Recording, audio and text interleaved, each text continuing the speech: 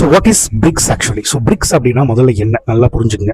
இது வந்து ஒரு எக்கானமி சம்மந்தப்பட்டு, ஒரு ட்ரேட் சம்மந்தப்பட்டு, இன்வெஸ்ட்மெண்ட் சம்மந்தப்பட்டு, கோஆபரேஷன் சம்மந்தப்பட்டு பில்ட் பண்ண ஒரு குரூப். ஏன்னா G7 G20 அந்த மாதிரி இருக்கு இல்லையா, அதுக்கு வந்து ஒரு நிகரான இல்லை ஒரு கவுண்டர் பண்ணக்கூடிய ஒரு ஸ்ட்ராட்டஜிக்கல் குரூப் தான் இது. இதில் இருக்கக்கூடிய மெம்பர்ஸ் நல்லா பாருங்க, அந்த பேரை நல்லா ஞாபகம் வச்சுங்க. BRICS.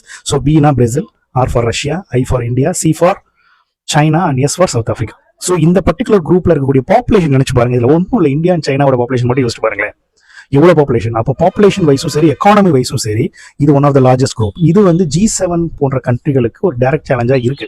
ஸோ இந்த பர்டிகுலர் பிரிக்ஸ் ஏன் ரொம்ப இம்பார்ட்டன்ட் அப்படின்னா, பிகாஸ் அடிக்கடி இது நியூஸ்ல வந்து அடிபட்டு இருக்கு. பிகாஸ் இவங்களுடைய எக்கானமி ஷேர் ரொம்ப ஜாஸ்தி இருக்கு, இவங்க பாப்புலேஷன் ஷேர் ரொம்ப ஜாஸ்தி இருக்கிறதுனால பெரிய பெரிய வெஸ்டர்ன் கண்ட்ரீஸ்க்கு ஒரு சேலஞ்சா இருக்கிறது அப்படிங்கிறது ரொம்ப முக்கியம். சமீப காலமாக கூட இந்த பிரிக் நேஷன்ஸ்குள்ளேயே ஒரு கரன்சி கொண்டு வரலாங்கிற ஐடியா கூட இருந்துட்டு இருக்குது.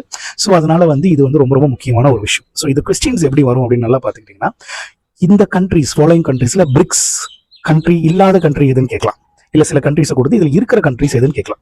இந்த மாதிரி தான் கொஸ்டின் வரும். ஸோ பிரிக்ஸ் அப்படின்னா Brazil, Russia, India, China, south Africa நல்லா ஞாபகம். ஓகேவா? தேங்க்யூ.